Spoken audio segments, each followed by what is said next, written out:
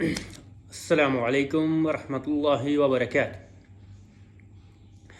الحمد للہ رب العالمین، الصلاة والسلام علی نبی محمد صلی اللہ علیہ وآلہ وسلم، اما بعد، اعوذ باللہ من الشیطان الرجیم، بسم اللہ الرحمن الرحیم۔ الحمدللہ، اللہ کے فضل و کرم سے سنن ترمذی کی نشستیں جاری ہیں اور ان نشستوں میں اوقات صلاۃ کے متعلق بیان چل رہا ہے۔ آج کی نشست میں ظہر کی اوقات کے متعلق کچھ تفصیل ہے، جس میں سنن ترمذی کے 2 ابواب، باب نمبر 6 اور 7 کو انشاءاللہ دیکھیں گے، اور ظہر کے نماز کی جو اوقات ہیں ان کی تفصیل سمجھیں گے انشاءاللہ۔ تو باب نمبر 6 ہے، باب ما جاء فی تعجیل بالظہر، ظہر کی نماز کو جلدی پڑھنے کا بیان۔ اس باب میں امام ترمذی 2 احادیث لائے ہیں۔ حدیث نمبر 155 ہے، عن عائشہ قالت، حضرت عائشہ فرماتی ہیں، ما رأيت احدا كان اشد تعجيلا للظهر من الرسول صلى الله عليه وسلم ولا من ابی بکر ولا من عمر۔ حضرت عائشہ فرماتی ہیں کہ ظہر کی نماز کو میں نے نبی پاک صلی اللہ علیہ وسلم، ابو بکر اور عمر سے زیادہ جلدی پڑھنے والا کوئی نہیں دیکھا۔ تو اس حدیث سے ہمیں یہ بات پتہ چل رہی ہے کہ ظہر کی نماز کو پڑھنے میں جلدی کرنی چاہیے۔ اگلی حدیث ہے، حدیث نمبر 156، جو کہ حضرت انس بن مالک سے روایت ہے۔ انس بن مالک، ان رسول اللہ صلی اللہ علیہ وسلم صلی ظہر حین ظلت الشمس۔ انس بن مالک روایت کرتے ہیں کہ نبی پاک صلی اللہ علیہ وسلم ظہر کو اس وقت پڑھتے جب سورج ڈھل جاتا۔ تو پہلی حدیث میں بیان ہوا کہ جلدی کرتے، دوسری حدیث میں پتہ لگا کہ سورج ڈھل جاتا۔ اب اس جلدی سے مراد کیا ہے؟ جلدی سے مراد یہی ہے کہ جس وقت ظہر کا وقت شروع ہو جائے تو فوراً ظہر کو پڑھ لیا جائے، جلدی کی جائے۔ اب ظہر کا وقت شروع کس وقت ہوتا ہے؟ یہ دوسری حدیث سے پتہ چلا کہ جب سورج ڈھلنا شروع ہو جائے تو اس وقت ظہر کا وقت شروع ہوتا ہے، اور ظہر کو وقت شروع ہوتے ہی پڑھ لینا چاہیے۔ اس میں مزید تفصیل ہے۔ باب نمبر 7 ہے، باب ما جاء فی تاخیر الظہر فی شدت الحر، سخت گرمی میں ظہر میں تاخیر کرنے کا بیان۔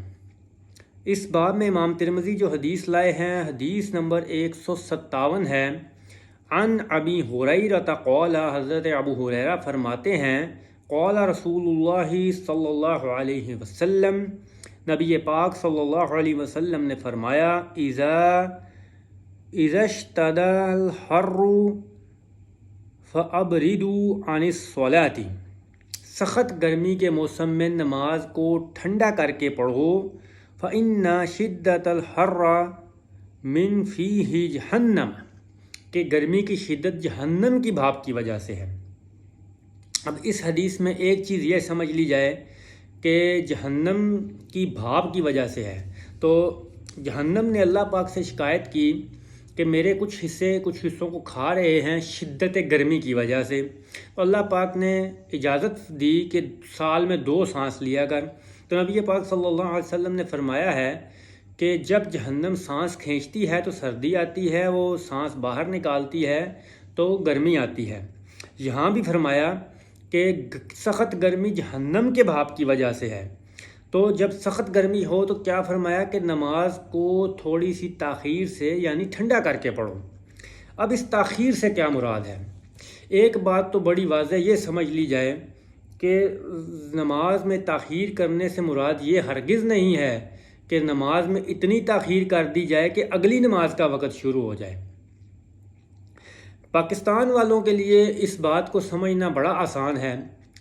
وہ اس طرح سے کہ عام طور پہ پاکستان میں یہ دیکھا جاتا ہے کہ بہت سی مساجد میں کیا ہوتا ہے کہ جب سردی ہوتی ہے، جنوری کا مہینہ آتا ہے، سردی کا موسم ہوتا ہے، تو نماز ظہر کے لیے جو ہے وہ 12:30 بجے اذان دی جاتی ہے اور 1:45 بجے جماعت کرائی جاتی ہے۔